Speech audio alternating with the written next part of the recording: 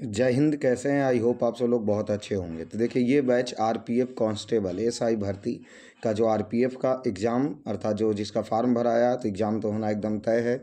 उसमें हम सब अभी देखना ये है कि जीके और जीएस के प्रश्न कैसे पूछे जाते हैं। और ये है जो डिजिटल बोर्ड पे क्लास नहीं लेकर के डायरेक्ट क्लास ली जा रही है आपका, क्योंकि उसमें थोड़ा इशू हो जाने के वजह से। और इस बैच का नाम दिया गया तांडव बैच, और ये हमारा क्लास पहला है।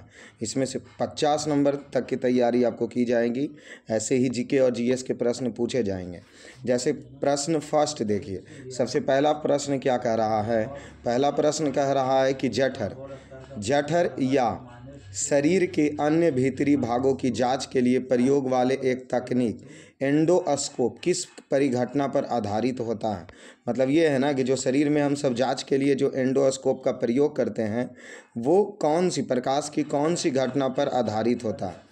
तो देखिए, वो जो आधारित होते हैं वह पूर्ण आंतरिक परावर्तन के नियम पर, वो ये जो यंत्र होता है, जो जांच करने वाले मशीन होते हैं, वो आधारित होता है।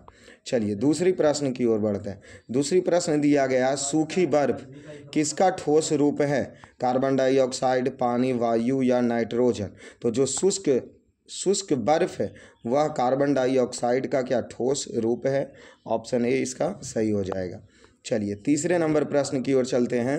पुस्तक Modi mites touch in foreign policy के लेखक कौन है? अरुण शोरी, सुरेंद्र कुमार, प्रणब मुखर्जी या अरुंधति राय। तो इसका सही आंसर हो जाएगा सुरेंद्र कुमार। इस पुस्तक के लेखक कौन है? सुरेंद्र कुमार। चलिए 4 नंबर प्रश्न पे चलते हैं। करा धातु उष्मा और विद्युत के संचालक होते हैं, सिवाय मतलब कौन किसके सिवा? धातु है जो विद्युत और उष्मा के क्या होते हैं? संचालक होते हैं। और इसमें कौन है जो नहीं है, यही पूछा। ये सिवाय बोले तो अपवाद वाली बात लगा दिया। तो एल्युमिनियम तो धातु है, ये जो विद्युत के उष्मा और सुचालक होगा। तो ये आंसर नहीं होगा। बी में देखते हैं, आयरन है ही है। बिस्मथ इसका हो जाएगा, क्योंकि बिस्मथ एक ऐसी धातु है जो उष्मा और विद्युत के संचालक नहीं होकर के कुचालक होते हैं, इसीलिए आंसर इसका सी हो जाएगा। चलिए 5 नंबर प्रश्न देखिए। 5 नंबर देखिए क्या कह रहा है। सर्वोदय 5 नंबर प्रश्न, सर्वोदय की अवधारणा के संस्थापक कौन थे? केजी मुसरुमाल, महात्मा गांधी, विनोबा भावे या जयप्रकाश नारायण। तो सही answer B number, Mahatma Gandhi इसका हो जाएगा। अगले प्रश्न आते हैं, तालचेर किसके लिए महत्वपूर्ण है? मतलब जो तलचेर एक जगह जो है, वह तालचेर जो एक जगह है या इसका तलचर होता है, तलचर शुद्ध है, ठीक है। यहाँ टाइपिंग मिसफील्ड हुआ होगा। तलचर है जो किसके लिए महत्वपूर्ण है? केवल उद्योग के लिए, भारी जल संयंत्र के लिए, जल विद्युत के लिए या एटोनोमिक रिएक्टर के लिए। तो जो तलचर है वह भारी जल संयंत्र के लिए महत्वपूर्ण है, ठीक है। ऑप्शन बी इसका सही हो जाएगा। चलिए 7 नंबर प्रश्नों पे चलते हैं। क्या दिया गया? ईमेल में BCC क्या है? तो देखिए, ऑप्शन ए का कहना है बैक कार्बन कॉपी है, बी का कहना बैंक कोरेक्टर कॉपी है, या सी का कहना ब्लाइंड कॉपी टू कॉपी है, या ब्लाइंड कार्बन कॉपी है। तो इसका सही आंसर डी हो जाएगा, ब्लाइंड कार्बन कॉपी। बी से ब्लाइंड, सी से कार्बन और सी से कॉपी। ऑप्शन डी सही होगा। 7 नंबर प्रश्न आइए, एलिफेंटा के प्रसिद्ध शैलकृति मंदिर का श्रेय दिया गया। जो एलिफेंटा का प्रसिद्ध मंदिर है, वह उसको बनाने का, उसको कृति का किसको दिया गया है श्रेय? पल्लव को, चोल को, राष्ट्रकूटों को या चालुक्यों को? तो इस मंदिर का श्रेय दिया जाता है चालुक्यों को, कि ये मंदिर बनाया कौन है? चालुक्य लोग बनाए हैं। नंबर 9 नंबर देख लीजिए, प्लासी की लड़ाई किसके बीच लड़ी गई थी? मीर कासिम या रॉबर्ट क्लाइव के बीच, मीर जफर या रॉबर्ट क्लाइव के बीच, सिराजुद्दौला और रॉबर्ट क्लाइव के बीच, या इनमें से कोई नहीं? तो प्लासी का जो युद्ध 1757 ईस्वी में हुआ, प्लासी का युद्ध जो हुआ वह किसके बीच हुआ? तो वह सिराजुद्दौला और रॉबर्ट क्लाइव के बीच हुआ, क्योंकि बंगाल के नवाब उस समय सिराजुद्दौला थे और रॉबर्ट क्लाइव जो अंग्रेज की तरफ से गवर्नर था, बनकर आया था, यही दोनों के बीच में हुआ था, ठीक है। 10 नंबर आते हैं, किस गवर्नमेंट ऑफ इंडिया एक्ट द्वारा केंद्र में द्वैध शासन लागू किया गया? 1858, 1935, 1919 या 1909। तो इसका सही आंसर 1935 ईस्वी। 1935 ईस्वी के गवर्नमेंट ऑफ इंडिया एक्ट के द्वारा केंद्र में द्वैध शासन की शुरुआत की गई थी। 11 नंबर प्रश्न आते अकबर का प्रसिद्ध राजस्व मंत्री कौन था? हुमायूं, तानसेन, टोडरमल या महाराणा प्रताप राणा प्रताप सिंह। तो इसका सही आंसर क्या हो जाएगा? ये फेमस क्वेश्चन टोडरमल है, अकबर के प्रसिद्ध राजस्व मंत्री टोडरमल।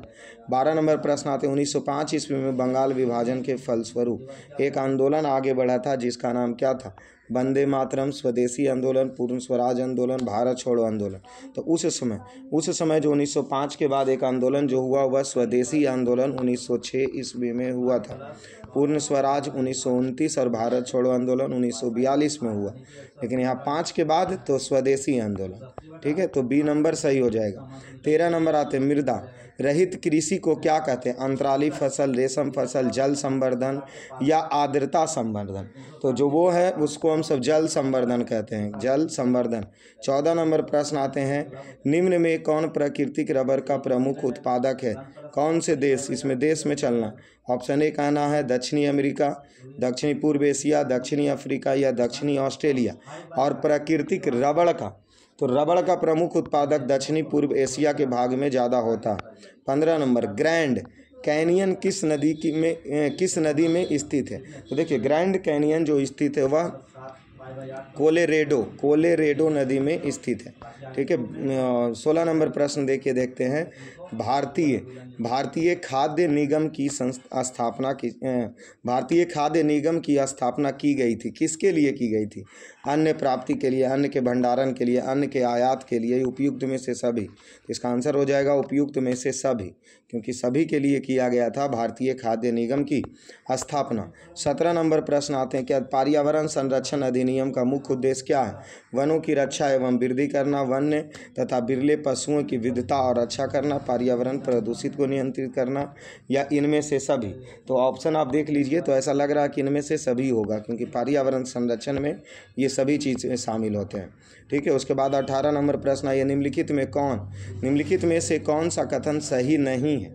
तो देखिए ऑप्शन ए का कहना है कि निष्कृष्ट मुद्रा खरी मुद्रा के संचालन से बाहर धकेल देती है, या खरी मुद्रा निकृष्ट मुद्रा को संचालन से बाहर धकेल देती है। ऑप्शन बी का कहना बैंक दर मौद्रिक नीति का एक औजार है, और सी का कहना सार्वजनिक ऋण राजकोष नीति का एक औजार होता है। तो इसका सही आंसर कौन ऑप्शन सही नहीं है? तो सही नहीं है, ऑप्शन ए ही नहीं है, क्योंकि निकृष्ट मुद्रा है जो खरी मुद्रा के संचालन से बाहर धकेल देती है, ये बात गलत है। इसलिए ऑप्शन ए हमारा क्या हो जाएगा? सही हो जाएगा। अगले प्रश्न आते रजिस्टर उच्च गति स्मृति तत्व हैं जो स्थित होते हैं किस में? स्मृति में, सीपीयू में। कंप्यूटर का प्रश्न है क्या दिया है? आईओ यूनिट में या रोम या एपीरोम में, किस में मौजूद होता है? उच्च गति के स्मृति तत्व। तो उच्च गति के स्मृति तत्व सीपीयू में होता है, किस में? सीपीयू। तो ऑप्शन बी हमारा क्या हो जाएगा? उस हिसाब से सही हो जाएगा। चलिए, तो इस तांडव का सेट का ये पहला सेट 20 तक क्वेश्चन दिए गए हैं इसमें, तो हमारा 20 तक ये कंप्लीट होगा। लोकसभा में अध्यक्ष तब तक पद पर रहता है जब तक क्या होना चाहिए? लोकसभा का विघटन ना हो, लोकसभा का कार्यकाल समाप्त ना हो, अगले मंत्रिपरिषद का गठन ना हो, या अगली लोकसभा का गठन ना हो जाए। तो ऑप्शन डी इसका सही होगा कि जब तक अगली लोकसभा का गठन नहीं होगा तो उसका अध्यक्ष तब तक अपने पद पर बना रहता। तो ये हमारा तांडव आरपीएफ के तांडव बैच का हमारा पहला सेट ऑफलाइन के साथ कंप्लीट हुआ, क्योंकि एक वीडियो हम बनाए कि डिजिटल बोर्ड में अभी तक जो इशू आई है वो सॉफ्टवेयर इशू है, वो अभी तक ठीक नहीं हुआ है टीम के द्वारा। तो जैसे ही टीम के द्वारा ठीक होंगे तो वहाँ से क्लास आपका लिया जाएगा। तो इस तब तक के बने रहिए इसी तरीके से ऑफलाइन के बैच के साथ। चलिए, धन्यवाद आप सभी लोगों को।